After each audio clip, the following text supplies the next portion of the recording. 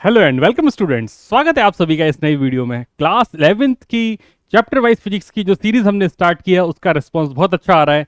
अब हम class 12th की चैप्टर वाइज फिजिक्स से स्टार्ट करने जा रहे हैं। बहुत ढेर सारे बच्चों की डिमांड आ रही थी कि हम क्लास 12th में हैं, हमारे लिए आप कब स्टार्ट करने वाले हैं चैप्टर वाइज फिजिक्स, जिसमें सारे इंपॉर्टेंट क्वेश्चंस का डिस्कशन हम करने वाले हैं। सबसे पहला चैप्टर है चैप्टर वाइज फिजिक्स में जो हम लेने जा रहे हैं, वो है chapter number 1, electric charges and fields. हम इस चैप्टर में जितने भी इंपॉर्टेंट क्वेश्चंस हैं वो सारे क्वेश्चंस डिस्कस करेंगे। इस चैप्टर के जो डेरिवेशंस हैं वो मैं ऑलरेडी इसकी वीडियो बना चुका हूँ। इस चैप्टर से रिलेटेड जितने भी डेरिवेशंस हैं वो आप नीचे मैं एक लिंक डाल दूंगा डिस्क्रिप्शन में, आप वहाँ पर जाकर या फिर आई बटन पर जाकर आप देख सकते हैं। उस वीडियो में मैंने हाफ ईयरली में आने वाले जितने भी डेरिवेशंस हैं हर एक चैप्टर की डिस्कस किए हैं, तो इसके डेरिवेशंस आपको वहाँ पर वीडियो में मिल जाएंगे। तो मैं बिना टाइम वेस्ट किए हुए स्टार्ट करता हूँ इस चैप्टर को, जहाँ पर हम न्यू एजुकेशन पॉलिसी एनसीईआरटी की जो न्यू बुक्स हैं उसके अकॉर्डिंग जितने भी इंपॉर्टेंट क्वेश्चंस हैं वो डिस्कस करेंगे। अगर आप फिजिक्स को बिना तमाशेबाजी के पढ़ना चाहते हैं तो आप एकदम सही जगह हैं। मेरा नाम है नील कमल सिंह। मैं पिछले 11 से ज़्यादा सालों से कोटा में पढ़ा रहा था, जहां पर मैंने all India rank top 100 NEET के बच्चों को मेंटर किया, जिसमें ऑल इंडिया रैंक 1 भी शामिल है। आइए चैप्टर की शुरुआत करते हैं। सबसे पहला क्वेश्चन जो बच्चों से पूछा जा सकता है, एकदम ईजी क्वेश्चन, कि जो एप्सिलॉन नॉट होता है परमिटिविटी ऑफ फ्री स्पेस, उसकी डायमेंशन क्या होती है। उसकी डायमेंशन निकालने के लिए, ये क्वेश्चन 1 नंबर में जनरली पूछा जाता है, इसकी डायमेंशन निकालने के लिए आपको सबसे पहले ये पता होना चाहिए कि फॉर्मूला में आता कहाँ पर है। तो हमने सबसे पहले फोर्स में पढ़ रखा है 1/4 pi epsilon not Q1 Q2 upon are square. अगर मैं एक तरफ एप्सिलॉन नॉट ले लूँ तो ये फॉर्मूला बन जाएगा Q1 Q2 डिवाइडेड बाई 4 पाई जो कि कांस्टेंट है, ये बन जाएगा आर स्क्वायर इंटू एफ। अब देखो फोर्स की जो डायमेंशन है वो आपको पता होनी चाहिए। तो फोर्स की डायमेंशन होती है mass into acceleration, that is m/l(t)-2। आप आर की डायमेंशन, आर तो डिस्टेंस है तो इसकी डायमेंशन एल हो जाएगी। चार्ज, चार्ज एक इंपॉर्टेंट चीज है। चार्ज की डायमेंशन सर कैसे निकाली जाए? तो देखिए, आपको पता है कि करंट होता है dq/dt या चार्ज अपॉन टाइम। तो यहाँ से जो चार्ज है वो चार्ज हो जाएगा करंट इंटू टाइम। तो जो चार्ज की डायमेंशन हो जाएगी वो हो जाएगी करंट मतलब एम्पियर, टाइम मतलब टी। तो इसकी डायमेंशन हो गई 80। तो आपको हर एक चीज की डायमेंशन पता चल गई। अब बस इस फॉर्मूले में डाल देनी है। 4 पाई डायमेंशन लेस होगा क्योंकि कांस्टेंट है, तो एप्सिलॉन नॉट की डायमेंशन के लिए ऊपर मैं लिख दूंगा 80 Q1 की डायमेंशन, 80 Q2 की डायमेंशन, 4 पाई डायमेंशन लेस है, आर की डायमेंशन एल का स्क्वायर और फोर्स की डायमेंशन m/l(t)-2। इसको रीअरेंज कर लेंगे तो बनेगा m की पावर -1 ऊपर चला जाएगा, नीचे देखेंगे तो l की पावर 3 है, ऊपर जाके हो जाएगा l की पावर -3।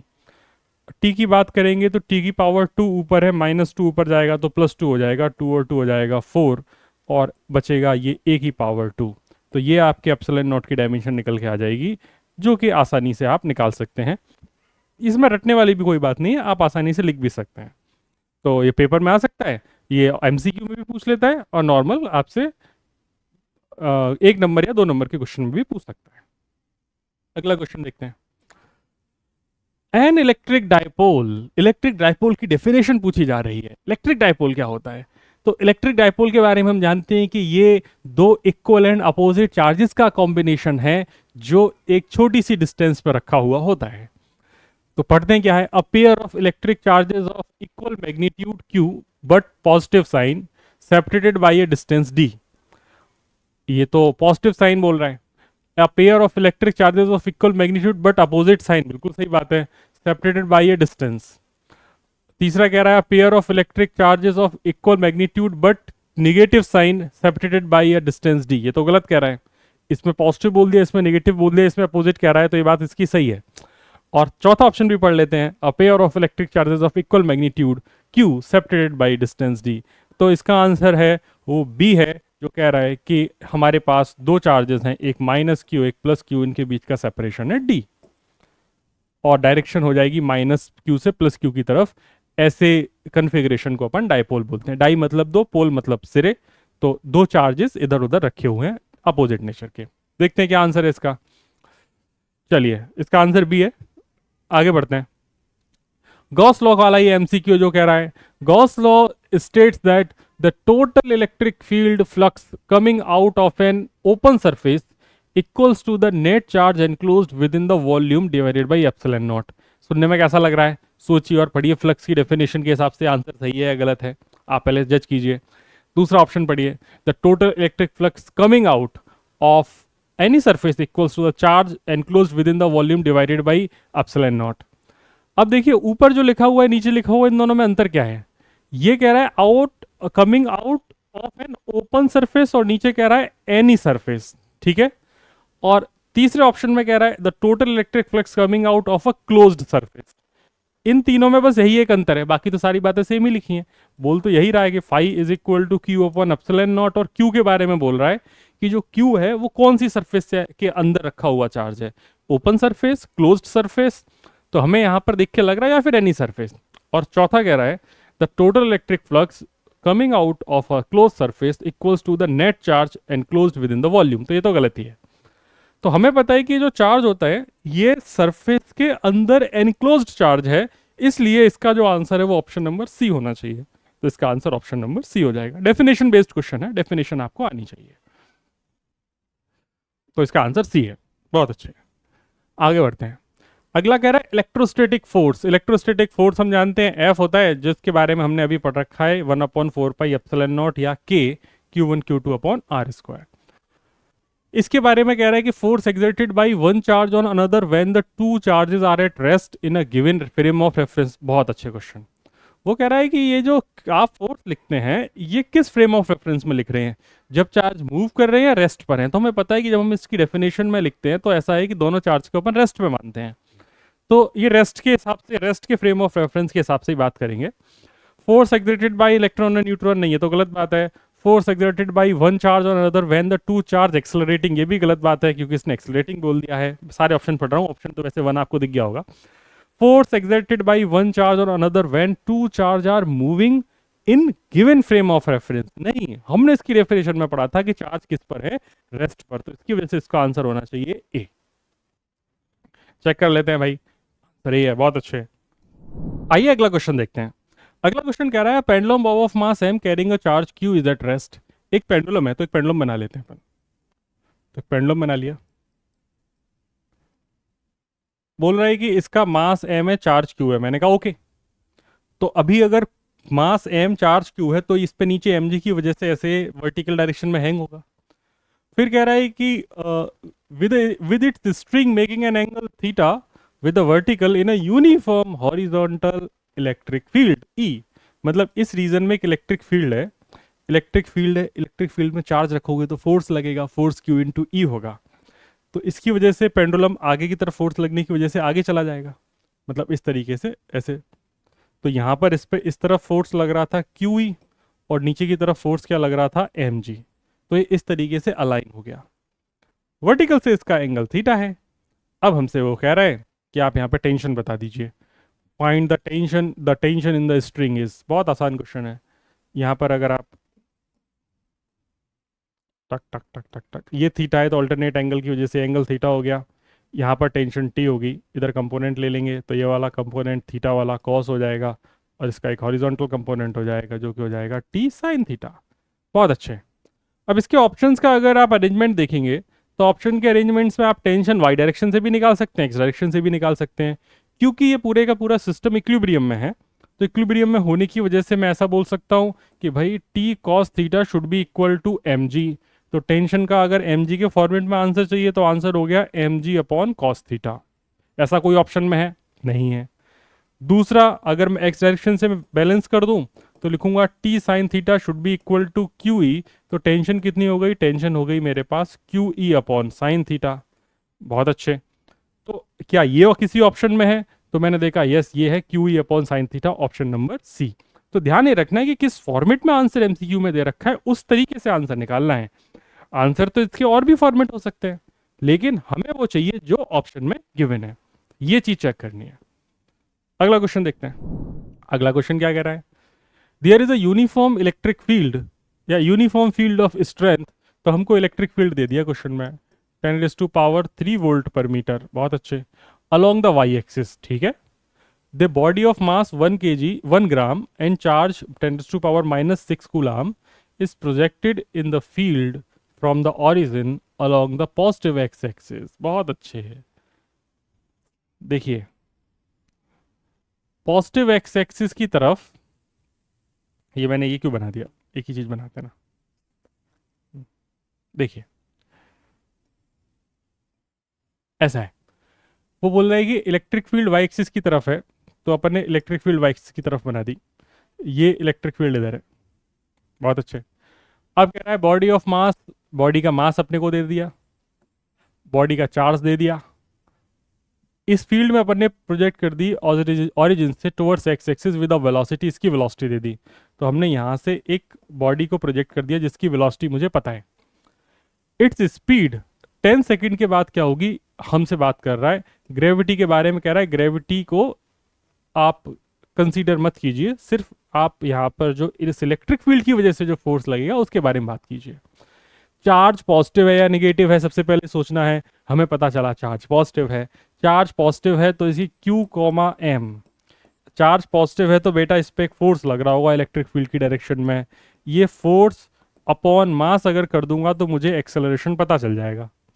तो ये फोर्स है वो मेरे पास है इस डायरेक्शन में QE और मास M, तो मुझे वाई डायरेक्शन का एक्सेलरेशन पता चल गया।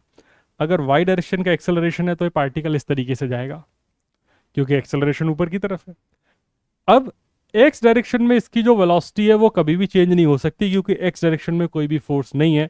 तो अगर इसका किसी भी मोमेंट पर हम यहाँ पर बात कर लेते हैं, ये वही मोमेंट है t बराबर t।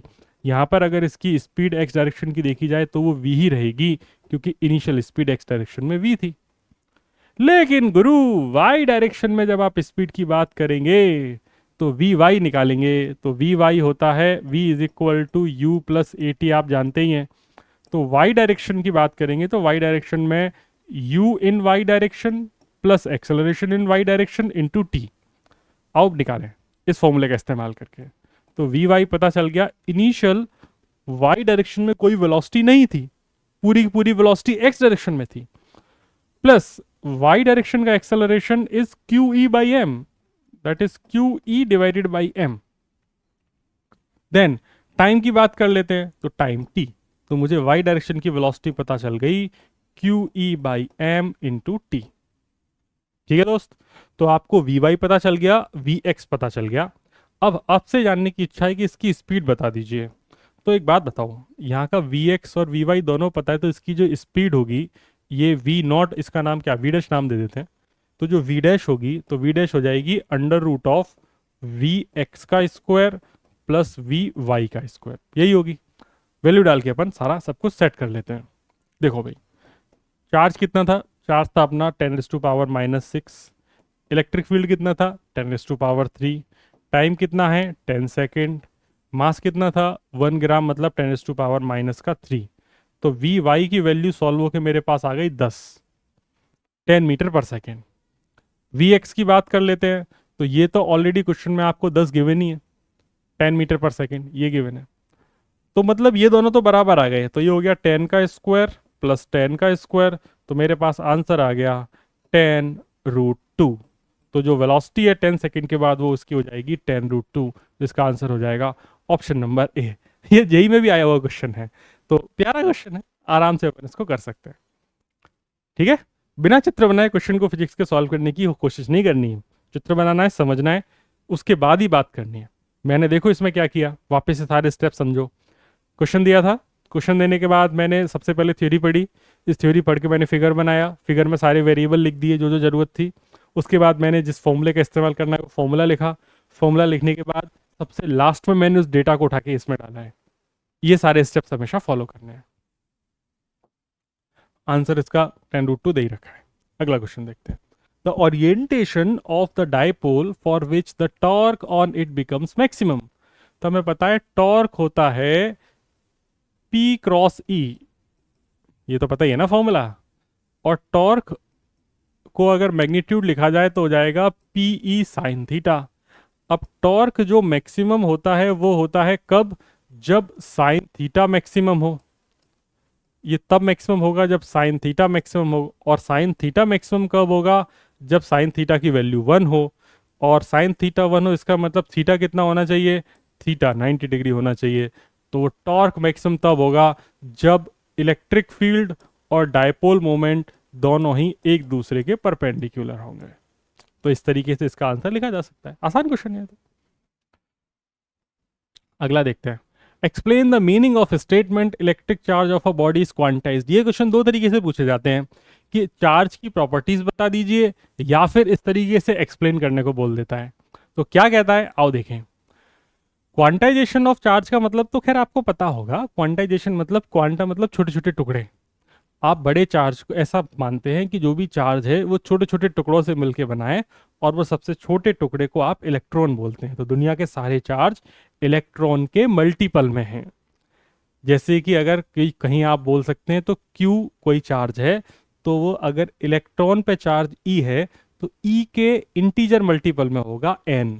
तो Q is equal to N E, और N की वैल्यू आप +-1 2 3 इस तरीके से कुछ भी रख सकते हैं, है ना। पॉजिटिव और नेगेटिव कुछ भी हो सकती है, क्योंकि चार्ज पॉजिटिव नेगेटिव कुछ भी हो सकता है। खैर, तो उसने सारी बातें जो लिख रखी हैं, electric charge is due to the transfer of electrons, the electric charge is always an integral multiple of electron which is termed as quantization of charge, जो कि मैंने बता दिया आपको सिंपल भाषा में। Electron is taken as charge on a proton while -e is taken as charge on an electron. The charge on proton and electron are numerically equal but in opposite sign. Quantization is the property due to which charge exists in discrete packets in the multiple of, obviously E लिखा है, rather than in continuous amounts. देखो भाई, ये पूरी बात जो भी लिखी है इसको आप एज इट इज लिखने की बजाय अपनी भाषा में लिखिएगा, अच्छे तरीके से लिखिएगा, और थोड़ा डेटा वेटा लिख दीजिएगा तो आपको नंबर मिल जाएंगे। समझ में आपको सब आता है, लिखने की प्रैक्टिस होनी चाहिए। तो ये आपको पता सब कुछ होगा इसमें जो भी लिखा है, बस उसको किस तरीके से रिप्रेजेंट करना है वो पता होना चाहिए। वो फाइन डाइनिंग वाली बात है। आप खाना बनाते तो सभी हैं, घर पे भी खाना खाते हैं, फाइन डाइन रेस्टोरेंट में जाएंगे, उसी चीज़ का बस रिप्रेजेंटेशन बहुत अच्छा हो जाएगा। बस वही काम करना है अपने को। सेम उसी तरीके का अगला क्वेश्चन है, why can one ignore quantization of electric charge when dealing with macroscopic means large scale charges? अब जैसे मान लो आप 10 इलेक्ट्रॉन, 20 इलेक्ट्रॉन, 1000 इलेक्ट्रॉन तक तो ठीक है। अब मान लो मिलियंस ऑफ इलेक्ट्रॉन वगैरह की अगर अपन बात करेंगे तो फिर हम कैसे उसको मैनेज करेंगे। तो बात यह है कि जब भी इस तरीके की कहानी है कि जब वो बोल रहा है कि व्हेन कैन यू, जब हम बड़े स्केल पे बात करेंगे मैक्रोस्कोपिक लेवल पे, तो मैक्रोस्कोपिक लेवल पे इलेक्ट्रिक चार्ज को आप क्वांटाइज मानने का कोई सेंस नहीं बनता है, क्योंकि मैक्रोस्कोपिक लेवल पे बहुत ढेर सारे चार्जेस होते हैं। इसी बात को इसने शब्दों में लिख रखा है कि based on many practical phenomena we may ignore quantization of electric charge and consider the charge to be continuous. Large scale electric charge may be considered as integral multiple of the basic unit E. The the graininess of charge can be, graininess का मतलब छोटे छोटे छोटे छोटे छोटे छोटे छोटे charge ढेर सारे। तो आप जैसे मान लो 10 कूलम की बात हो रही है, तो 10 कूलम में नंबर ऑफ चार्जेस बहुत ज्यादा हैं। अब छोटे छोटे छोटे छोटे चार्जेस के मानने की बजाय आप एक साथ ही मान लीजिए 10 कूलम। तो कंसीडर्ड, तो उसको बोला graininess. The graininess of charge can be ignored and it can be imagined that this large scale of charge can be charged continuously and its quantization is insignificant and can be ignored. मतलब ये उसी तरीके की बात है। अगर आप 5 ग्राम अगर चीनी लेने जाओ, शुगर, तो 5 ग्राम में आप चीनी के दाने गिन सकते हो। अब आप जाओ बोलो 1 बोरी चीनी चाहिए, तो उसमें दाने गिनने थोड़ी बैठोगे। इसीलिए बड़े लेवल पर हम, माइक्रोस्कोपिक लेवल पर हम ये सब चीज़ों को इग्नोर मार देते हैं। ठीक है, चलिए नेक्स्ट क्वेश्चन को देखते हैं। अगला क्वेश्चन क्या कहता है, a charge q is placed at the center of the line joining two equal charges capital Q। मतलब एक स्ट्रेट लाइन है। तो मैंने, जैसा कि मैंने हमेशा बता रखा है, जब भी कोई क्वेश्चन दे रखा हो तो पहला स्टेप होता है कि उसको फिगर में कन्वर्ट कर लेना। तो मैंने एक लाइन पे 2 चार्ज मान लिए, कैपिटल Q और कैपिटल Q। इनका जो मिड पॉइंट है यहाँ पर स्मॉल q को मैंने रख दिया। The system of 3 charges will be in equilibrium if Q is equal to. ये तीनों चार्जेस का जो अपन को दे रखा है ये सिस्टम, ये इक्विलिब्रियम में कब रहेगा ये जानने की इच्छा है। तो इस क्यूब की वैल्यू कितनी हो। तो पहली बात तो ये कि अगर मैं इस टोटल डिस्टेंस को 2a मान लूं, तो ये मिड पॉइंट पे रखा है, तो ये डिस्टेंस a हो जाएगी और ये डिस्टेंस भी a हो जाएगी। मिड पॉइंट है तो मैं अपनी सहूलियत के हिसाब से जो चाहूँ वो डिस्टेंस मान सकता हूँ। तो मैंने यहाँ पर 2a मान लिया, क्योंकि यहाँ पर फिर a और a लिखना आसान होता। अगर मैं इसको a मान लेता तो a/2 लिखना पड़ता। इसलिए मैंने इसको 2a मान लिया, तो ये a और a हो गए। बहुत अच्छे। अब इस पूरे सिस्टम को इक्विलिब्रियम में रहना है, तो देखो सिस्टम में इक्विलिब्रियम पे रहने का मतलब ये है कि इस सिस्टम के जितने भी एलिमेंट है इस हर एक पे लगने वाला नेट फोर्स कितना होना चाहिए, 0। तो मेरे हिसाब से ये क्वेश्चन ऐसा कह रहा है कि भाई फोर्स ऑन कोई भी चार्ज ले लो तो फोर्स ऑन ए चार्ज 0 होना चाहिए। फोर्स ऑन ए को अगर मुझे 0 करना है तो ए पे लगने वाले फोर्सेस का डिस्कशन कर लेते हैं। तो ए पर फोर्स कौन कौन लगा रहा है? तो सबसे पहले ये capital Q, small Q, sorry ये कैपिटल क्यू दे रखा है, ये कैपिटल क्यू दे रखा है, इन दोनों की बात कर लेते हैं। तो ये दोनों सेम नेचर के हैं तो एक दूसरे को रिपेल कर रहे होंगे। तो ये हो जाएगा के क्यू क्यू अपॉन 2a का होल स्क्वायर। ये पहली बात हो गई कि ये वो फोर्स है जो ए और सी आपस में एक दूसरे पर लगा रहे हैं, तो इसका नाम मैंने रख दिया force on A due to C. बहुत अच्छी बात। अब अगर आप चाह रहे हो कि भाई ए चार्ज पे लगने वाला नेट फोर्स 0 हो जाए, तो उसके लिए अब तुम्हें एक ही फोर्स और बचा है जो लगा सकते हो, जो कि ये स्मॉल क्यू लगा रहा होगा। स्मॉल क्यू को अगर फोर्स लगाना है और 0 करना है तो इसके फोर्स ड्यू टू, हम बात कर लेंगे force due to B on A, या ऐसा बोल सकते हैं force on A due to B. तो force on A due to B, इसकी डायरेक्शन इसके जस्ट अपोजिट होनी चाहिए, तभी तो नेट 0 होगा।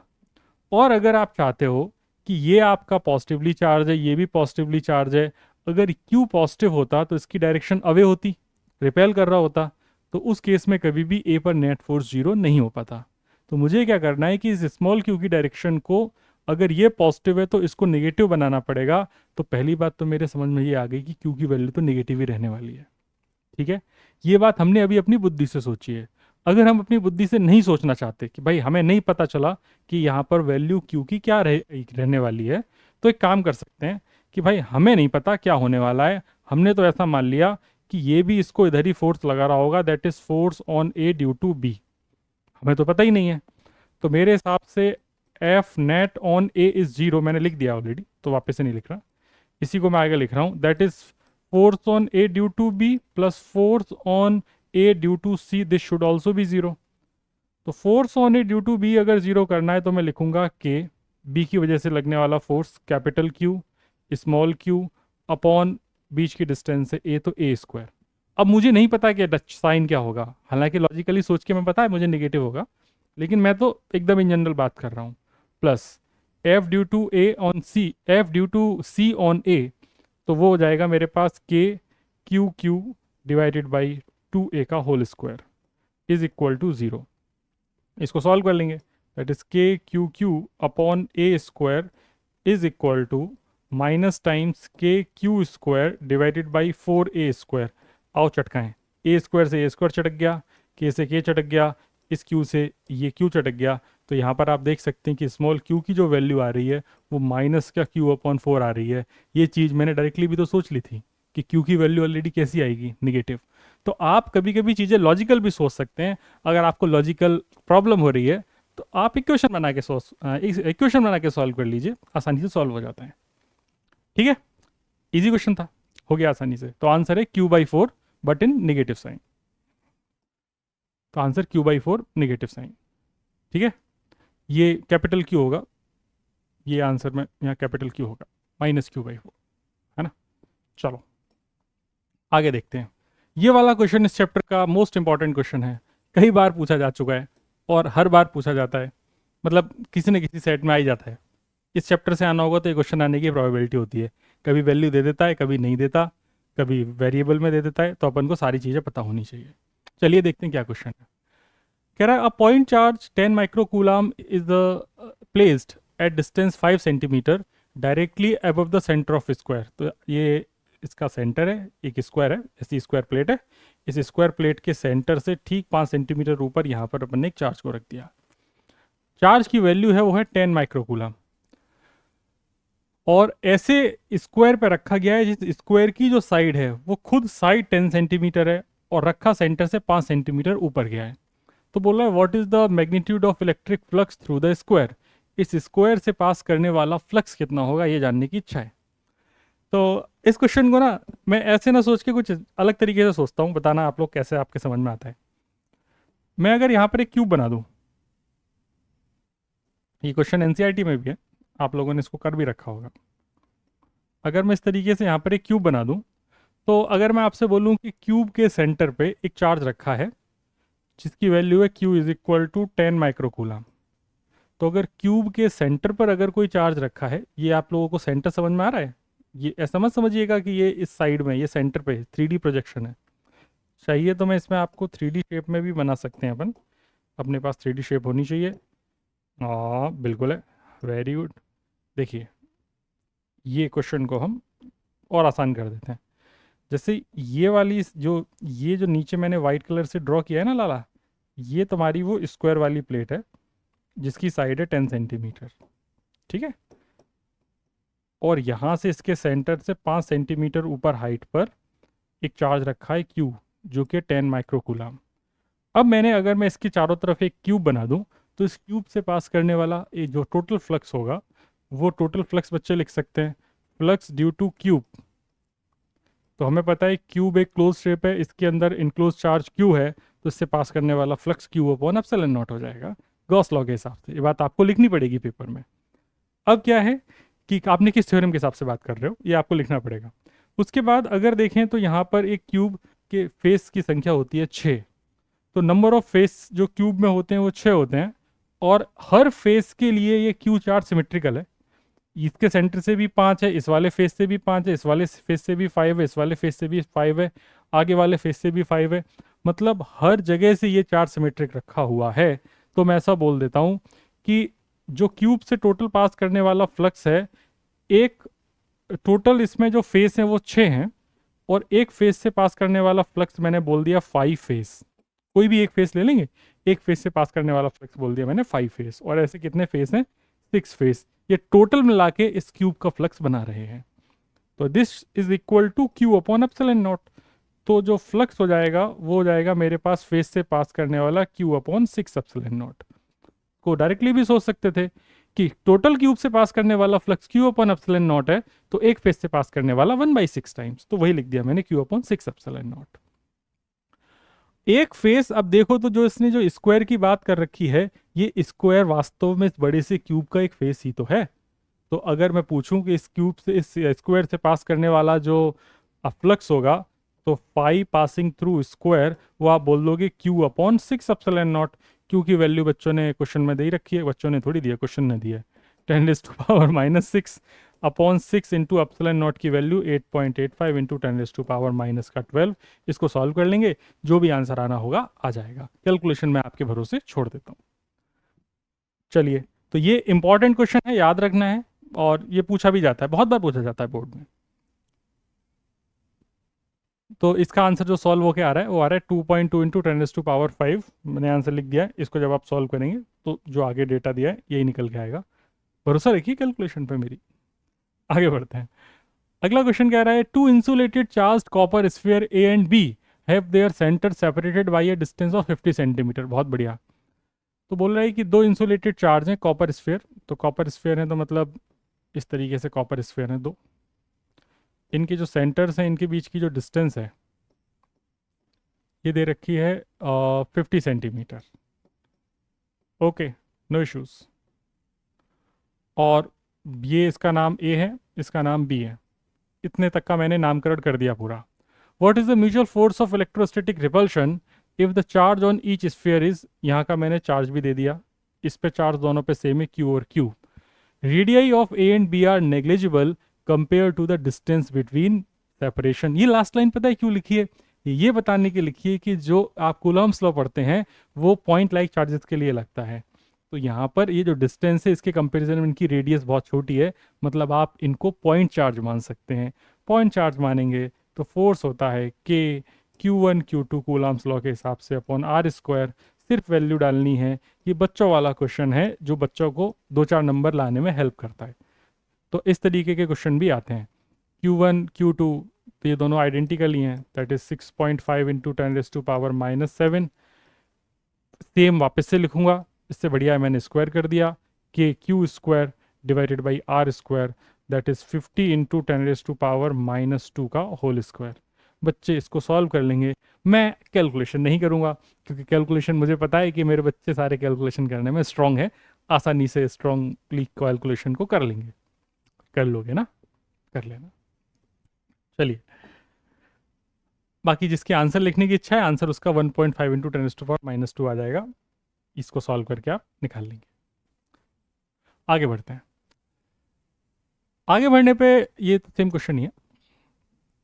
आगे बढ़ने पे अगला क्वेश्चन है, thin insulating rod of length L. ये टफ कैटेगरी का क्वेश्चन है बोर्ड के लिहाज से देखा जाए तो। A thin insulating rod of length L carries a uniformly charge distributed uniformly distributed charge Q. मतलब मेरे पास एक रॉड है, ठीक है, इस रॉड की चार्ज क्यू है इसके ऊपर और लेंथ एल है। Find the electric field strength at a point along its axis. तो इस एक्सिस के अलोंग एक पॉइंट है, इट्स एट अ डिस्टेंस ए, मतलब यहाँ से ए डिस्टेंस पर ये पॉइंट है, इसके एंड से, फ्रॉम वन एंड। तो इसकी वजह से इस पे जो लगने वाली electric field strength at a point, ये हमसे पूछी गई है। तो किसी भी एक की वजह से अगर मैं बात करूं कि अगर एक पॉइंट चार्ज होता, electric field due two point charge, तो इसका तो फॉर्मूला याद कर लिया है आप लोगों ने, electric field due two point charge. इसका फॉर्मूला बच्चों ने याद कर लिया है कि सर इसका फॉर्मूला होता है KQ/R²। बहुत बढ़िया। लेकिन यहाँ पे इंटरेस्टिंग बात यह है कि उसने कहा है कि ना ना, पॉइंट चार्ज की वजह से मुझे नहीं जानना है, मुझे इस रॉड की वजह से इस पॉइंट पर जानना है। इस पॉइंट का नाम मैंने P रख दिया, इस P पॉइंट पर पता करना है। क्या ये क्वेश्चन अगर इस तरीके से होता है कि एक इन्फाइनाइटली लॉन्ग रॉड है, यहाँ से R डिस्टेंस पर आप इलेक्ट्रिक फील्ड बताओ, तो आप गॉस लॉ लगा के सॉल्व कर लेते। लेकिन यहाँ पर रायता फैल गया। यहाँ पर रायता इस तरीके से फैला है कि ये चार्ज है ना, वो डिस्ट्रीब्यूटेड हो गया। जब भी चार्ज डिस्ट्रीब्यूटेड है तो ऐसे क्वेश्चन को करने के लिए आपको इंटीग्रेशन का इस्तेमाल करना है। तो यहाँ पर एक काम किया मैंने कि यहाँ से x डिस्टेंस पर एक छोटा सा एलिमेंट एज्यूम कर लिया जिसकी विड्थ dx है, और इस पर जो चार्ज है वो चार्ज मैंने मान लिया dq है। ठीक है। अब अगर मुझसे बोला जाए कि आप बेटा चार्ज पर यूनिट लेंथ बताओ, तो चार्ज पर यूनिट लेंथ अगर किसी रॉड की आपको डिनोट करनी है तो लीनियर चार्ज डेंसिटी लैम्डा से डिनोट करेंगे, तो हो जाएगा Q/L। अब Q/L तो हो गया भाई चार्ज पर यूनिट लेंथ। तो अगर मुझसे बोला जाए कि आप छोटा सा चार्ज dq लिखो, तो मैं बोलूंगा it will be lambda into dl। अगर यहाँ पर इसकी लेंथ x मानी है तो लैम्डा इंटू dx। मतलब अगर चार्ज पर यूनिट लेंथ में अगर लेंथ से मल्टीप्लाई कर देंगे तो चार्ज मिल जाएगा। तो लैम्डा में मैंने dx से मल्टीप्लाई कर लिया, तो मुझे dq पता चल गया। dq हो गया मेरे पास q dx/L। बहुत अच्छे। अब जो इलेक्ट्रिक फील्ड यहाँ पर है, वो इलेक्ट्रिक फील्ड इस छोटे से dq की वजह से, अगर मैं बोलूँ आपको कि dq की वजह से यहाँ पे आप इस p पॉइंट पे इलेक्ट्रिक फील्ड लिखो, तो आप आसानी से लिख सकते हैं। आप क्या लिखेंगे, देखिए, आप लिखेंगे electric field at point P। तो आप लिखेंगे, देखो ये हो जाएगा सर, इसकी वजह से इधर होगा और इसकी वैल्यू होगी DE। तो मैंने कहा इस D को कर दो इंटीग्रेट। DE, मैथ्स अपना स्ट्रांग रखना बेटा इस क्वेश्चन को करते टाइम। तो DE मतलब ये हो जाएगा KQ। तो तुमने किसकी वजह से इलेक्ट्रिक फील्ड लिख रहे हो, DQ की वजह से, तो तुम्हें यहाँ DQ लिखना पड़ेगा। तो KQ/R²। अब देखो KQ/R², इसमें काम ये कर सकते हो, तो थोड़ा सा तुम्हें आसानी रहेगी। x सीधा यहीं से यहाँ तक मान लो, तो ये मैं सीधा लिख दूंगा KQ/X²। इसको कर देंगे अपन इंटीग्रेट। ठीक, तो आओ और बातें करें। तो हो जाएगा k, dq की वैल्यू डाल दी मैंने Q/L, ये हो जाएगा dQ/X²। बाकी सब कांस्टेंट है तो इंटीग्रेट कर दिया। dq नहीं, dq तो मैंने ऑलरेडी लिख दिया है। मैंने dq की वैल्यू डाली थी Q/L इंटू dx, तो यहाँ dx लिखना है, और नीचे वाला x² था ही। k, q और l कांस्टेंट है तो इंटीग्रेशन साइन अंदर चला गया, तो बन गया इंटीग्रेशन ऑफ dx/x²। ठीक है, बहुत आसान हो गया यहाँ तक, तो कोई प्रॉब्लम नहीं। अब इसको अगर इंटीग्रेट करना है तो इंटीग्रेशन आप लोगों को आता ही है। इंटीग्रेशन हो जाएगा KQ/L x की पावर -2 dx। इसको ऐसा लिखा जा सकता है, मैं आसानी से आपके लिए सॉल्व हो जाए ऐसा कर देता हूँ। तो ये हो जाएगा मेरे पास के क्यू बाई एल तो कॉमन है ही, एक्स की पावर इंटीग्रेट करेंगे तो -2 + 1 अपॉन -2 + 1, एक्स की पावर n का इंटीग्रेशन होता है एक्स की पावर n+1 अपॉन n+1, तो -2 था तो -2 + 1 अपॉन -2 + 1। अब यहाँ पर लिमिट की बात करते हैं। तो लिमिट की बात है कि भाई x कहाँ से कहाँ तक है, तो x की शुरुआत होती है यहाँ से, जहाँ से चार्ज है, तो चार्ज पहले की शुरुआत है x की वैल्यू a से, तो ये है x = a, यहाँ पर हो गया। अगर यहाँ से x नाप रहे हैं तो x बढ़ता गया बढ़ता गया बढ़ता गया, तो यहाँ पर x = a हो गया, और x बढ़ा तो यहाँ पर x की वैल्यू कितनी हो गई, तो बच्चे बोलेंगे सर a तो पहले से था, l और चल लिया तो x की वैल्यू हो गई a + l। तो यहाँ पर जो लिमिट लगेगी वो लगेगी a से लेके a + l तक, बस इस चीज़ का ध्यान रखना। लिमिट कहाँ से कहाँ लगेगी, a से लेके a + l तक। ये जेईई मेंस वगैरह में भी क्वेश्चन पूछा जाता है, तो अपने को कभी भी कंफ्यूज नहीं होना है। तो ये हो जाएगा a से लेके a + l तक, तो ये जाएगा के क्यू बाई एल। ये -2 + 1 माइनस हो गया, तो माइनस को मैंने बाहर ले लिया, x की पावर a बच गया -1, lower limit a upper limit a + l, तो -KQ बाई एल, ये हो जाएगा 1 upon x lower limit a upper limit a + l। अगले पेज पे चल रहे हैं, परेशान नहीं होगा कोई भी।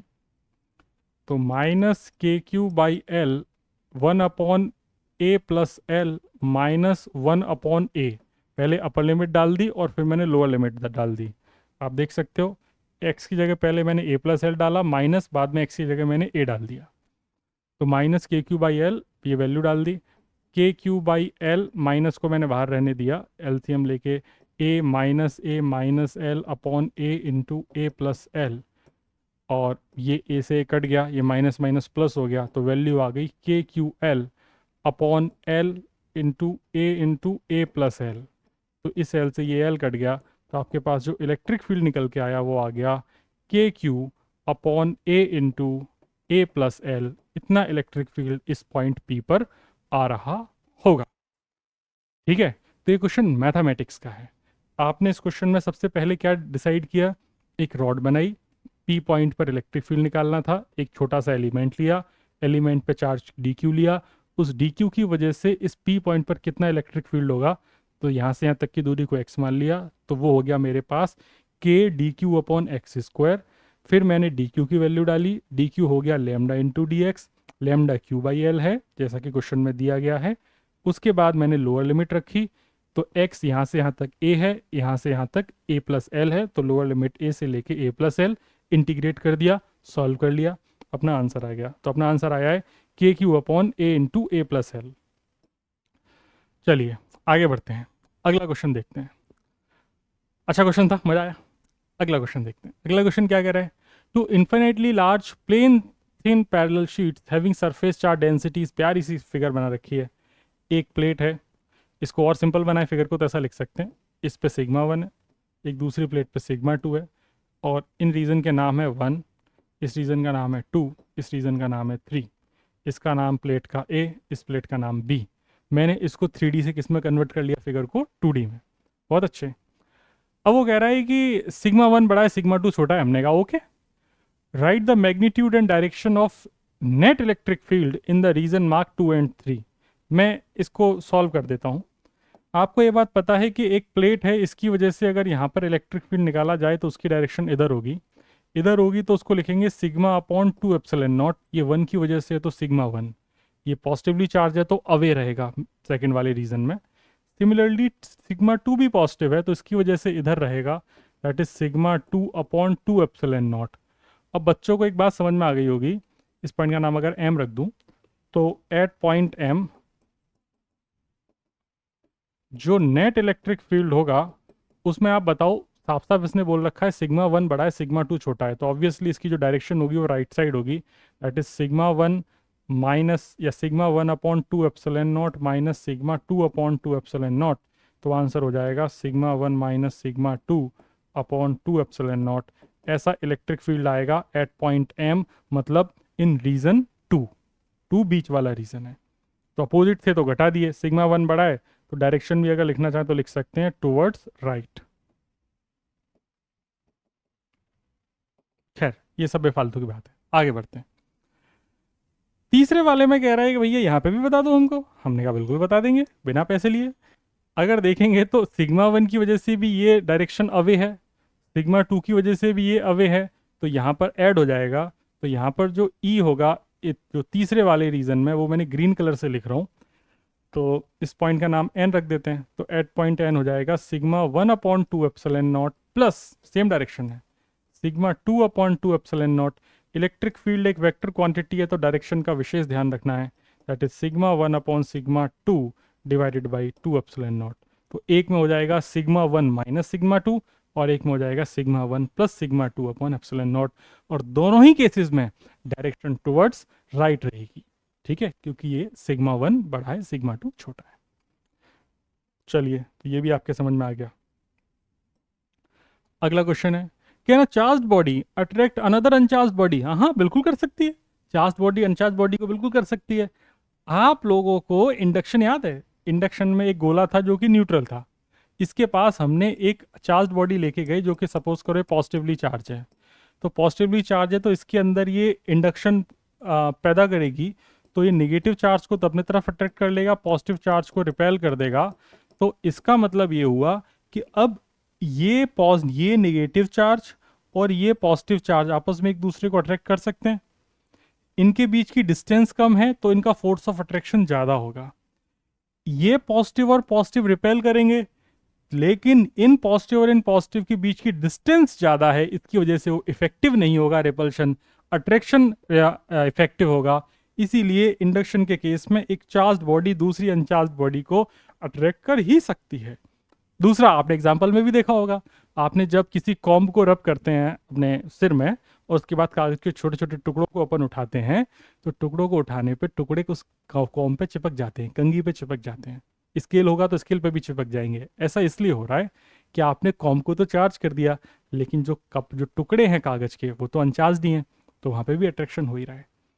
इस बात को लिख भी दिया है मैंने, yes because when a charge body is brought near uncharged body opposite kind of induced charge is produced on the uncharged body, therefore the charge body attracts the uncharged body. वही बात को मैंने शब्दों में लिख दिया है, जो बात को मैंने आसानी से समझाया है आपको।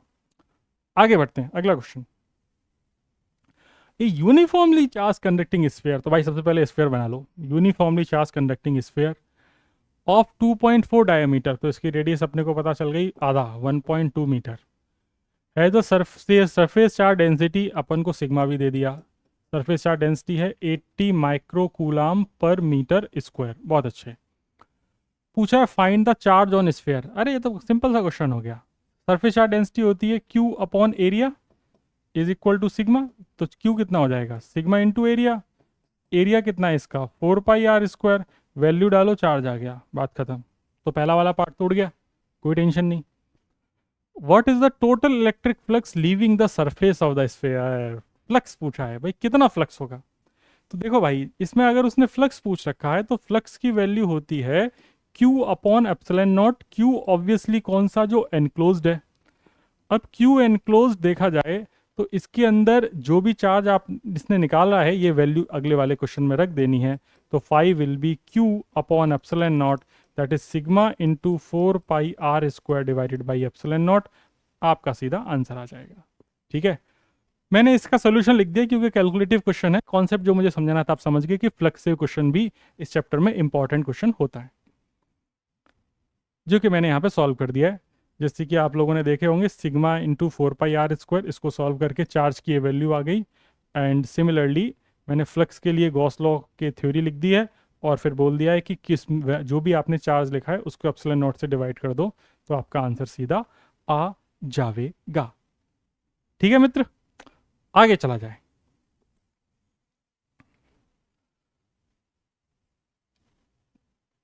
चलो, इसमें आई थिंक यहाँ पर 1.447 होगा। एक बार आप लोग इसका आंसर खुद सॉल्व करके चेक करना, ये 1.447 होना चाहिए। आगे देखते हैं अगला क्वेश्चन क्या कह रहा है। Given the electric field in the region is E is equal to 2x। Variable electric field है भाई साहब। वेरिएबल इलेक्ट्रिक फील्ड जब भी आए तो आपको बड़ा ध्यान से क्वेश्चन सॉल्व करना है। फ्लक्स का क्वेश्चन होगा, वेरिएबल इलेक्ट्रिक फील्ड के साथ होगा, मजा आ जाएगा। तो इलेक्ट्रिक फील्ड अगर यहाँ पर आप इस फिगर में देखेंगे तो इलेक्ट्रिक फील्ड की डायरेक्शन है ये, आपको दिख रही है ना कैमरे में? सही है। तो इलेक्ट्रिक फील्ड की जो डायरेक्शन है, अरे चलना भाई, वो ये है। और इलेक्ट्रिक फील्ड दे रखा है आपको 2x आई कैप। डायरेक्शन मैंने बनाई रखी तो मैंने वैल्यू नहीं लिखी, आई कैप नहीं लिखा है।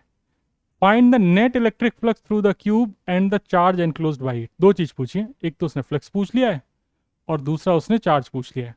तो या तो फ्लक्स निकाल लो पहले या चार्ज निकाल लो, दोनों से बात हो ही जाएगी। तो चलो एक एक करके चीजें समझते हैं। पहली बात, इस क्यूब में देखा जाए तो 6 फेस हैं। 6 फेस में जो एरिया एंटर कर रहा है, इसका एरिया वेक्टर इधर होगा, इस वाले सरफेस का एरिया वेक्टर इधर होगा। नहीं समझे? जैसे ये क्यूब में ऐसे इलेक्ट्रिक फील्ड आया, तो यहाँ पर आया तो इस साइड वाली जो जिधर एंटर कर रहा है T X is equal to 0 पे, उसका एरिया वेक्टर इधर होगा। और जो दूसरी वाली साइड है इधर, तो इसका एरिया वेक्टर इधर आउटवर्ड होगा और इधर ही इलेक्ट्रिक फील्ड होगा। ठीक, चलो तो मैं इस क्वेश्चन की शुरुआत करता हूँ। आसान क्वेश्चन है। इसका जो साइड है, साइड अपन को कितना दिया है? साइड के बारे में कोई इन्फॉर्मेशन, ए साइड दिया है, लिखा है यहाँ पे। जो साइड दिया है वो ए साइड दिया है, इस क्यूब का साइड ए है। तो अपन ना इस क्वेश्चन को कन्वर्ट कर लेते हैं 2D में। आप देखो, क्वेश्चन को जब भी सॉल्व कर रहा हूँ मैं, तो पहले अपनी सहूलियत के हिसाब से उसको मैं कन्वर्ट कर लेता हूँ। इधर एक्स एक्सिस था हमारा, इधर वाई एक्सिस था। अगर मैं इसको जब अगर मैं देखूँ तो ये क्यूब मुझे ऐसा दिख रहा होगा। मतलब मैं इसको यहाँ से देख रहा हूँ इस तरीके से, ऐसे। जब मैं इसको ऐसे देखूंगा तो मुझे इस क्यूब में सिर्फ ये लाइन और ये लाइन ही दिखेगी, क्योंकि मैंने जेड एक्सिस को उड़ा दिया। तो अब मुझे सिर्फ इतना दिखाई दे रहा है, ये गया अपन का क्यूब। इस क्यूब में इलेक्ट्रिक फील्ड ऐसे पास कर रहा है, ये अपना इलेक्ट्रिक फील्ड है। यहाँ पर इलेक्ट्रिक फील्ड की वैल्यू E1, और यहाँ पर इसको E0 बोल देते हैं, या इसको E1 बोल देते हैं और इसको E2 बोल देते हैं, क्योंकि इलेक्ट्रिक फील्ड वेरिएबल है। तो जो x इज इक्वल टू 0 ये है, x is equal to a ये है, क्योंकि इसकी साइड a है। तो यहाँ से लेके यहाँ तक की x एक्सिस पर डिस्टेंस a हो जाएगी। तो यहाँ का इलेक्ट्रिक फील्ड E1 और यहाँ का इलेक्ट्रिक फील्ड E2। तो अगर मेरे से बोला जाए कि at x is equal to 0 आप इलेक्ट्रिक फील्ड E1 को निकालो, तो मैं बोलूँगा E1 की वैल्यू हो जाएगी 2 इंटू एक्स। एक्स की जगह 0 डाल देंगे, दैट इज 2 इंटू 0। तो E1 की वैल्यू तो 0 हो गई। इससे मुझे एक चीज़ बुद्धि में आई कि जो भी इस क्यूब के अंदर आने वाला इनकमिंग फ्लक्स होगा,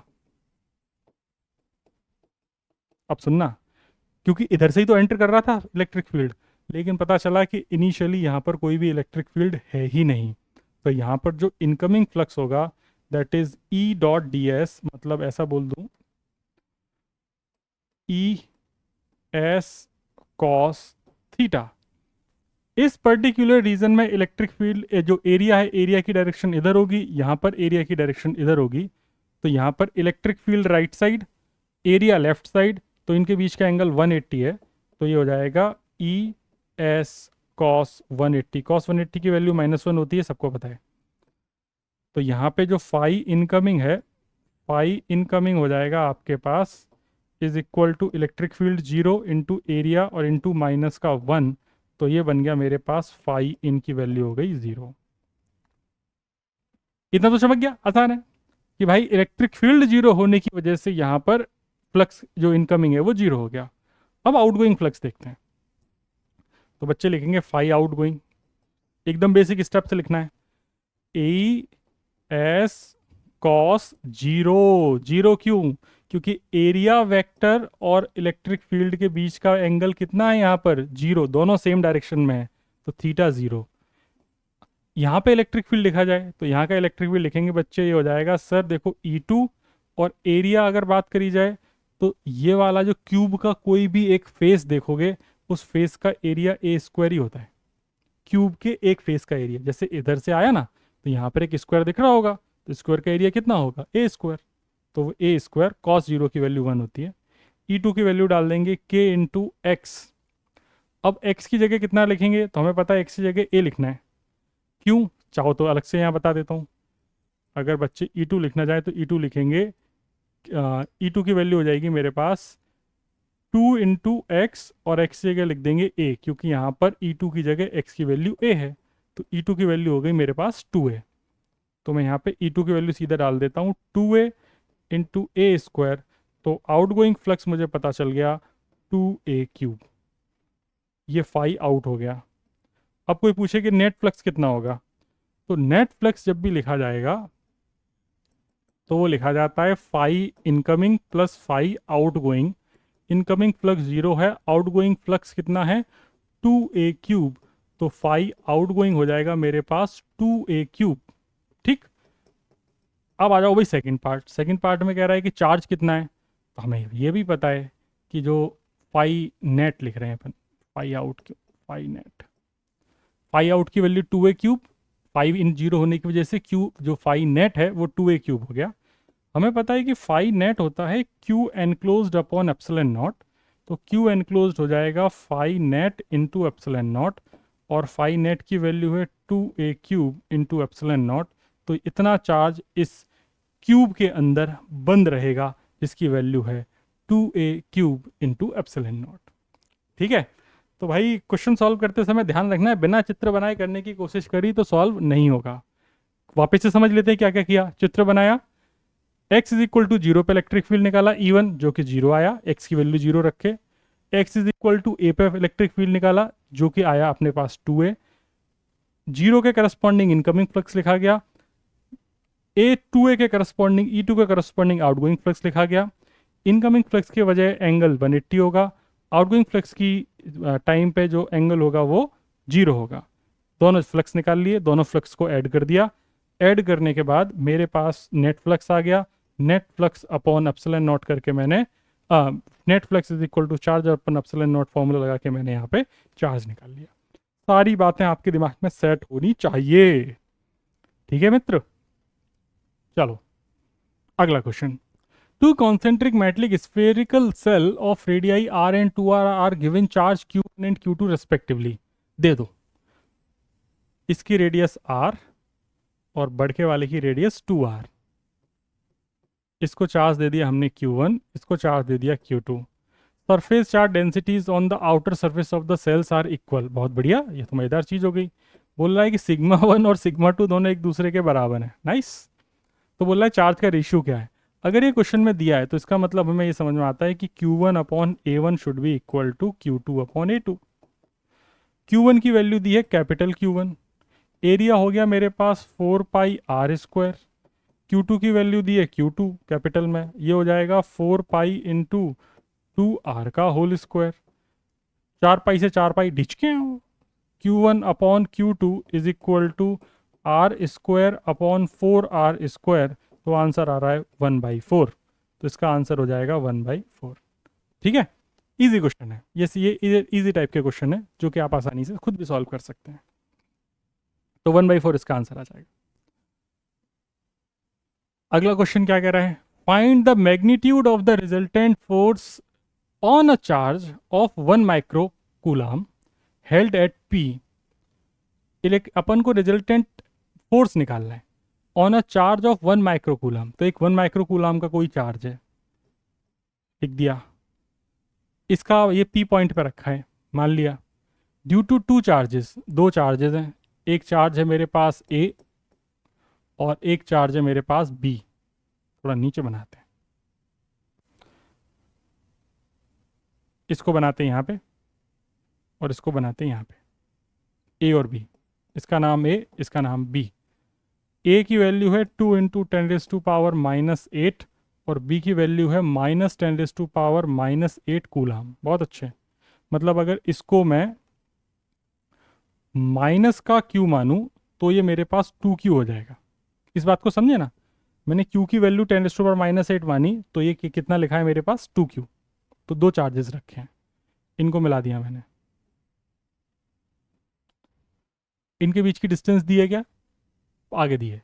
given A P is equal to 10 centimetre. A से लेके पी तक की दूरी है 10 सेंटीमीटर दी है। बी से लेके पी तक की डिस्टेंस 5 सेंटीमीटर दी है। एंड ए पी बी ये एंगल 90 डिग्री दिया है। बहुत ही प्यारा क्वेश्चन। सबसे पहले उसने फिगर ही नहीं दिया, उसने आपसे बोला कि आप पहले फिगर बनाओ खुद, तो उसने डेटा दे दिया पूरा और अब बोल रहा है कि ये फिगर बन गया। एकदम आसान क्वेश्चन है। अब बोल रहा है नेट फोर्स बता दो बस पी पे। वो चाहता तो फिगर बना के दे देता तो बच्चे आसानी से कर देते, लेकिन नहीं, उसने क्या दिमाग खेला, उसने एक एक चार्ज को लिखा और चार्ज को लिखने के बाद शब्दों में लिखा और उसके बाद सारी वैल्यूज दे दी, बोला अब सॉल्व कीजिए। तो देखो सॉल्व करना तो आसान है इस क्वेश्चन में, ऐसा कुछ है नहीं इस प्रश्न में। क्या कह रहा है, ये पॉजिटिव है, ये भी पॉजिटिव है, ये इसको रिपेल करेगा, ये डायरेक्शन रहेगा। ये नेगेटिव है, ये पॉजिटिव है, ये इसको अट्रैक्ट करेगा, तो इसकी डायरेक्शन इधर होगी। इसका नाम मैंने F1 रख दिया, इसका नाम मैंने F2 रख दिया, तो इनका रिजल्टेंट यहाँ पर कहीं आएगा बीच में F नेट। बात खत्म।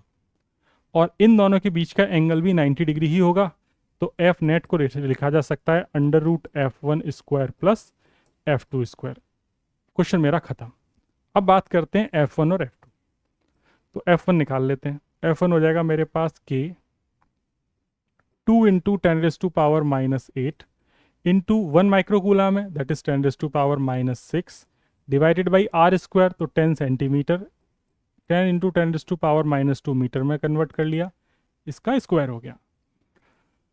तो ये हो जाएगा मेरे पास, के की वैल्यू डाल देंगे 9 इंटू 10⁻9, 2 इंटू ये 6, 8 और 6 होता है 14, तो 10⁻⁻14 डिवाइडेड बाई 10⁻⁻2 ही बचेगा, क्योंकि -1 का स्क्वायर -2।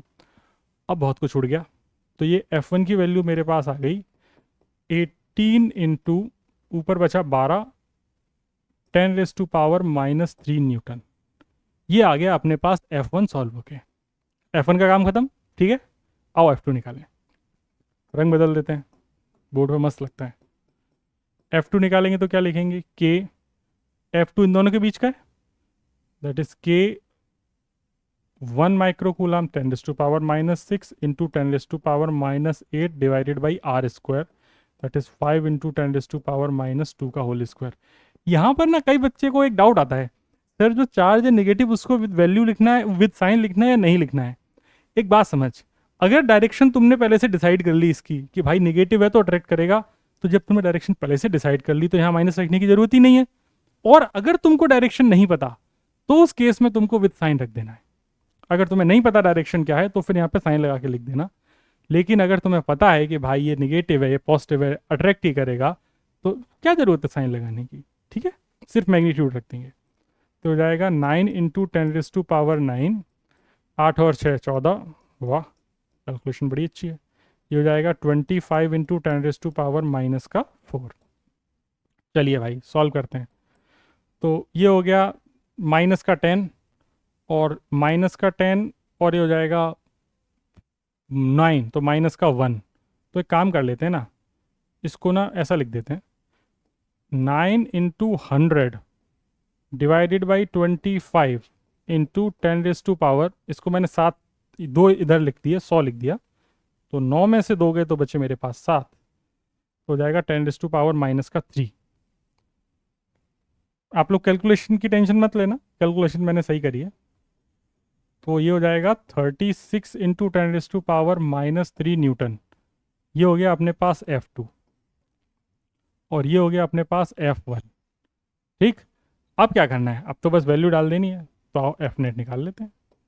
F नेट √F1 का स्क्वायर। तो आप चाहें तो ये देखेंगे, अगर मैं इसको F1 बोल रहा हूँ तो F2 इसका 3 गुना है, सॉरी 2 गुना है, 18 दूनी 36, तो 2F1 लिखा हुआ है 18 इंटू 2। तो इसको मैं ऐसा लिख सकता हूँ, F1 का स्क्वायर प्लस 2F1 का स्क्वायर, तो ये हो जाएगा √2 दूनी 4 और 1 5, 5F1 स्क्वायर, तो आंसर हो जाएगा √5F1। तो ये हो जाएगा √5 इंटू F1 की वैल्यू डाल देंगे 18 इंटू 10⁻⁻3 न्यूटन। आप देखिए कि जब भी कैलकुलेशन टफ हो जा रही है मैं उसको स्मार्ट तरीके से सॉल्व कर दे रहा हूँ। मैं बिल्कुल भी दिमाग नहीं लगाया कि 18 का स्क्वायर करूंगा फिर 36 का स्क्वायर करूंगा फिर वैल्यू डाल के ऐड करूंगा, नहीं, मैंने देखा इन दोनों में क्या रिलेशन है, ये इसका जस्ट डबल है, तो F2 की वैल्यू 2F1 लिखा, वेरिएबल में मैंने सॉल्व कर दिया, बाद में वेरिएबल की वैल्यू डाल दी, बात खत्म, हो गया एकदम सॉल्व। नॉर्मल बच्चा होता वो क्या करता, वो पहले F1 की वैल्यू निकालता, F2 की वैल्यू निकालता और वापस से यहां पर रखता, फिर स्क्वायर करता, फिर सॉल्व करता, 2 मिनट का क्वेश्चन 20 मिनट में करता। ये काम अपने को नहीं करना है, यही सीखने वाली चीज है, ठीक है, यही सीखने वाली चीज है कि क्वेश्चन को जल्दी कैसे करना है। अगला question, Given a uniform electric field E is equal to 5 into 10 raised to power 3 Newton per Coulomb, find the flux of this field through a square of side 10 centimeter on a side whose plane is parallel to YZ plane. बहुत अच्छे। तो भैया 3D खेलना आना चाहिए। ये question tough category का है। मैं तो आपको ऐसे सारे क्वेश्चन की प्रैक्टिस करा दूंगा कि चैप्टर से जो कुछ भी आप ऐसा को नहीं होगा कि अगर आपसे पेपर में आ जाए और आपसे ना हो, ऐसा कोई क्वेश्चन नहीं होने वाला है। मैंने सारे अच्छे क्वेश्चन की प्रैक्टिस करा दी, और जो भी इसके इम्पॉर्टेंट डेरिवेशंस हैं वो आई बटन पे जाके आप देख लेना। नीचे अपन डिस्क्रिप्शन में वो वीडियो की लिंक भी डाल देंगे, तो आप शुरू में इसके डेरिवेशन भी देख लेना। खैर, तो इलेक्ट्रिक फील्ड देखा जाए तो वो एक्स एक्सिस की तरफ है, और जो स्क्वायर है वो वाई जेड प्लेन में है। तो वाई जेड प्लेन में अपन ने स्क्वायर बना दिया, ये गया वो स्क्वायर। आपको वाई जेड प्लेन में स्क्वायर दिख रहा होगा ये। फिर वो कह रहा है कि अगर इसकी साइड स्क्वायर की 10 सेंटीमीटर है और इलेक्ट्रिक फील्ड तो इसका इधर है, तो इलेक्ट्रिक फील्ड की वैल्यू है 5 इंटू 10⁻³ newton per coulomb. What would be the flux through the same square if the plane makes an angle 30 degree with the X axis. तो सेकेंड पार्ट तो बाद में करेंगे, पहले फर्स्ट पार्ट देखते हैं। ये गया आपका एरिया और ये गया इलेक्ट्रिक फील्ड। तो एरिया वेक्टर और इलेक्ट्रिक फील्ड के बीच का जो एंगल है वो 0 डिग्री है कि नहीं। इलेक्ट्रिक फील्ड भी इधर है एक्स एक्सिस की तरफ, एरिया वेक्टर भी इधर है, या एस नाम दे दो एरिया वेक्टर को।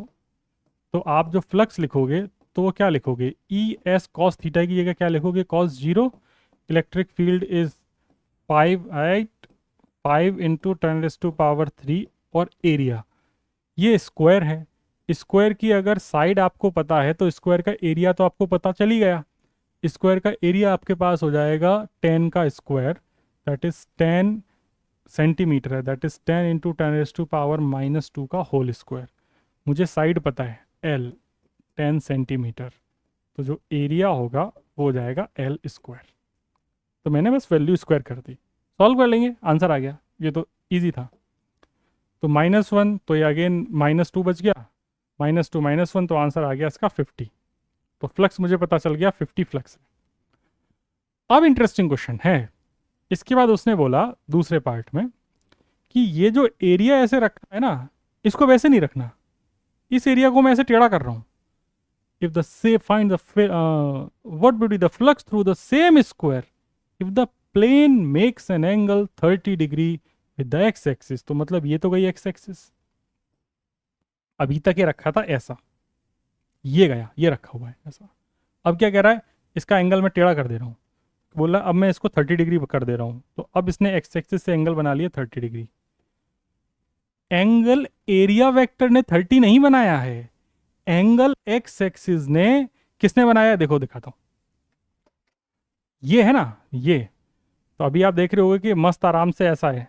अब ये एक्स एक्सिस से एंगल बना रहा है, तो इसका एरिया वेक्टर अभी तक तो ऐसा था, अब अपन ने इसको ऐसे घुमाया तो एरिया वेक्टर भी तो ऐसे मुड़ गया होगा। तो एरिया वेक्टर यहां पर जो होगा वो एरिया वेक्टर ये होगा। एरिया वेक्टर हमेशा सरफेस के परपेंडिकुलर, तो ऐसा है तो ये डायरेक्शन। तो इसका जो एरिया वेक्टर का इलेक्ट्रिक फील्ड से एंगल बनेगा वो 30 नहीं होगा, वो 60 होगा। ये है इसमें गेम। तो अभी तक यहां पर एरिया वेक्टर ऐसा था, अब एरिया वेक्टर ऐसा हो गया।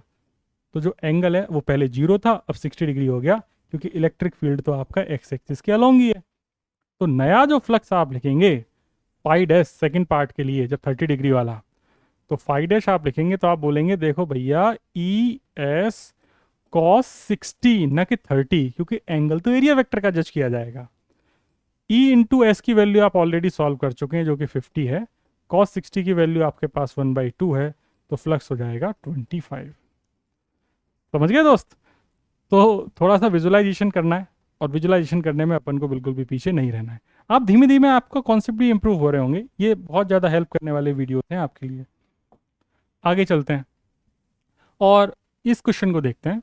कह रहा है point charges having values 0.1 0.2 -0.3 -0.2 are placed at the coordinates of a square. चलो भाई एक स्क्वायर बना लेते हैं, टिक टिक टिक टिक, स्क्वायर बना लिया। थोड़ा बड़ा बना लेते हैं, घर की खेती है। तो यहाँ पर रखा है 0.1 माइक्रो कूलम, यहाँ पर रखा है 0.2 माइक्रोकूलम, यहाँ पर रखा है माइनस का 0.3 माइक्रोकूलम, और यहाँ पर रखा है माइनस का 0.2 माइक्रोकूलम। बहुत बढ़िया, रख दिए, नामकरण कर देते हैं ए बी सी डी। ठीक, इसकी साइड 1 मीटर दे रखी है, तो L is 1 metre. Calculate the magnitude of the force on a charge 0.1 microcoulomb placed at the centre of the square. अच्छा, इसके सेंटर पे भी अपन ने कुछ रख दिया, तो चलो सेंटर पे रख देते हैं।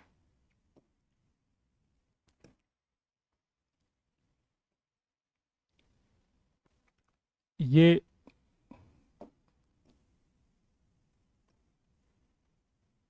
अब ठीक है। तो सेंटर पे अपन ने एक चार्ज रख दिया जो कि है 0.1 माइक्रोकूलम। इस पे लगने वाला नेट फोर्स हमसे पूछा गया है। यार ये क्वेश्चन आप लोग कर लोगे, ठीक है, क्वेश्चन करने में कोई बड़ी चीज़ नहीं है, थोड़ी मेहनत लगेगी, कर लोगे। इस क्वेश्चन में मैं आपको जो सिखाना चाहता हूँ वो ये सिखाना चाहता हूँ कि इस क्वेश्चन को कम टाइम में कैसे करना है और जुगाड़ से कैसे करना है। तो सबसे पहला, जब भी ऐसे क्वेश्चन आए ना, तो ऐसे क्वेश्चन में आपको कुछ चीज़ें अज्यूम कर लेनी है। जैसे मैंने यहाँ पर ये अज्यूम कर लिया कि जो 0.1 माइक्रोकूलम है इसकी वैल्यू क्यू है। जैसे ही मैंने इसको क्यू माना, तो ये वाला 2Q हो गया, ये वाला माइनस का 3Q हो गया, ये वाला माइनस का 2Q हो गया, और ये वाला मेरे लिए Q हो गया। अब जो क्वेश्चन आप न्यूमेरिकल में सॉल्व करते, न्यूमेरिकल वैल्यूज में सॉल्व करते, अब वो आप वेरिएबल में सॉल्व करोगे, जल्दी हो जाएगा, मेहनत भी कम लगेगी। तो देखो, यहाँ पर इस डिस्टेंस को अगर मैं r नाम दे दूँ, तो आपको पता है कि जो डायगोनल होता है, अगर इसकी लेंथ l है, ये l है, तो इसकी डायगोनल √2l होता है। तो √2l डायगोनल है, जो कि डायगोनल की लेंथ 2r है, तो r के बराबर हो जाएगा। तो r की वैल्यू हो जाएगी l √2l डिवाइडेड बाई 2, जो कि बनेगा l/√2। तो मुझे डिस्टेंस पता चल गई सेंटर से हर एक चार्ज की, रेडियस पता चल, r डिस्टेंस पता चल गई, डायगोनल का आधा, डायगोनल इज √2l, और डायगोनल की लेंथ मैंने r मान ली, तो 2r हो गई। बहुत अच्छे। अब देखो, क्वेश्चन को मैं वैल्यू तो सबसे लास्ट में चिपकाऊंगा, उससे पहले ही सॉल्व करेंगे। ये इसको इधर रिपेल करेगा, ये इसको इधर रिपेल करेगा। हमने कहा ओके। किस मैग्नीट्यूड से रिपेल करेगा? तो मैंने कहा एक काम करते हैं, मैं एफ भी अज्यूम कर लेता हूं। K Q Q upon are square का नाम मैंने एफ दे दिया। तो अब देखिए क्या लिखा हुआ है, K Q Q upon are square, तो ये एफ लिखा हुआ है कि नहीं लिखा हुआ है ना। सिमिलरली ये -3Q है, Q और -3Q अपने आप को इधर अट्रैक्ट करेगा। तो अगर इनके बीच का मैं फोर्स लिखूं, फोर्स बिटवीन, इसका नाम क्या रख लें, ओ रख लेते हैं, force between O and C, तो मैं क्या लिखूंगा, K 3Q upon are square. तो क्या मैं इसको 3F नहीं लिख सकता? बस 3 ही से तो मल्टीप्लाई किया है।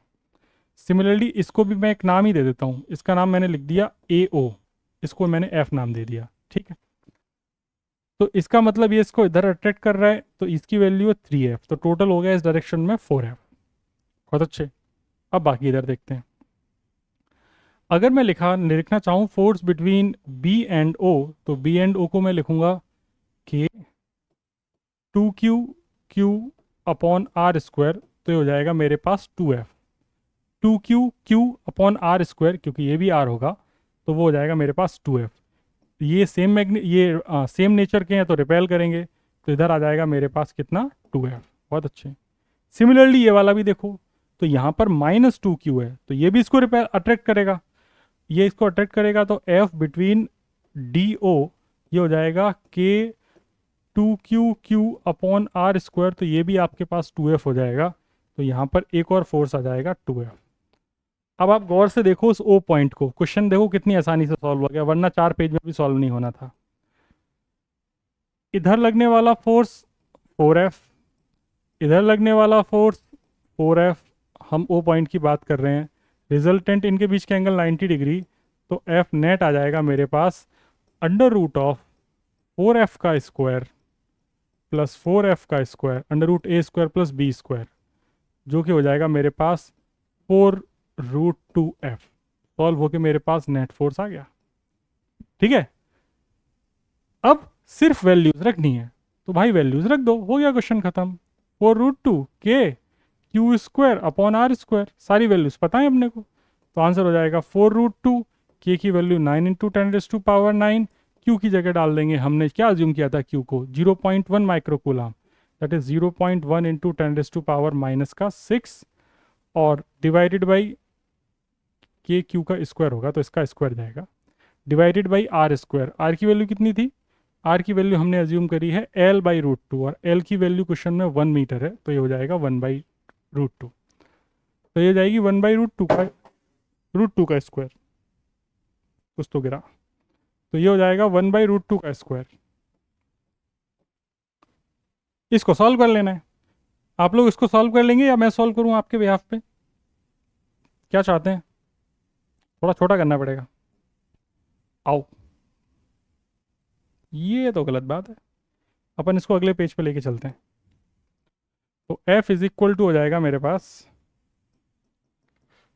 पूरी वैल्यू कॉपी हो जाएगी, 4√2 9 इंटू 10⁻⁹, 4√2 10⁻⁹, ठीक है, 4√2 इंटू 9 इंटू 10⁻⁹ इंटू 0.1 इंटू 10⁻⁻⁶ का होल स्क्वायर अपॉन 1/√2 का होल स्क्वायर, तो ये हो जाएगा मेरे पास 4√2 इंटू 9 इंटू ये 10⁻⁻7 हो गया, 7 का स्क्वायर -14 हो गया, -14 और 9 माइनस का 5 हो गया, तो 9 इंटू 10⁻⁻⁵, नीचे आ जाओ, 1/√2 का स्क्वायर √1/2 हो गया, 1/2 ऊपर जाएगा तो इंटू 2 लिख देंगे, तो आंसर हो जाएगा 4 दूनी 8 और 8 ने 72, तो हो जाएगा 72√2 इंटू 10⁻⁻5 न्यूटन, इतना फोर्स आ जाएगा। कैलकुलेशन कभी मैटर नहीं करती, कैलकुलेशन आप कर ही लेंगे ऐसा मुझे पूरा भरोसा है, मैटर ये करता है कि इस क्वेश्चन को कैसे वेरिएबल में डाल के सॉल्व करना है, ठीक है। अगले इस चैप्टर में एक चीज जो आपसे और पूछी जा सकती है वो है फील्ड लाइंस को ड्रॉ करना। क्या पूछा जा सकता है? फील्ड लाइंस को ड्रॉ करना, जैसे कि आपको एक पॉजिटिव चार्ज दे दिया +Q, एक नेगेटिव चार्ज दे दिया -Q, बोला कि इनकी फील्ड लाइंस ड्रॉ कर दो, तो आप फील्ड लाइंस देखोगे कि इनका मैग्नीट्यूड तो सेम है, तो जितनी फील्ड लाइंस यहाँ से निकलेंगी उतनी फील्ड लाइंस दूसरे पे पहुँचेंगी। तो आपको ये ध्यान रखना है कि जितनी फील्ड लाइंस आप यहाँ पे ड्रॉ करें उतनी फील्ड लाइंस उस दूसरे वाले पे आप पहुँचाएँ। 1 2 3, 1 2 और 3, इस तरीके से फील्ड लाइंस भी आपको ड्रॉ करने को आ सकती हैं। पॉजिटिव चार्ज से फील्ड लाइंस बाहर निकलती हैं, निगेटिव चार्ज में जाके टर्मिनेट होती हैं। ओके, तो इस प्रकार इलेक्ट्रोस्टैटिक का जो ये पहला चैप्टर था इलेक्ट्रिक फील्ड एंड चार्जेस अपन ने खत्म कर लिया है। इसके सारे वैरायटी के क्वेश्चंस अपन ने देख लिए हैं। अब आपको जाके जो इसके डेरिवेशंस हैं वो भी सारे देख लेने हैं। डेरिवेशंस की वीडियोस आपको आई बटन पे मिल जाएगी। Thank you very much. Channel को सब्सक्राइब कर लीजिए और ज़्यादा अपडेट्स के लिए आप टेलीग्राम चैनल को भी ज्वाइन कर लीजिए ताकि अपन बातें करते रहें। और इसके अलावा वो बेल आइकन दबा देंगे तो जब भी नई वीडियो आएगी आपको पता चल जाएगा। Thank you very much and all the very best.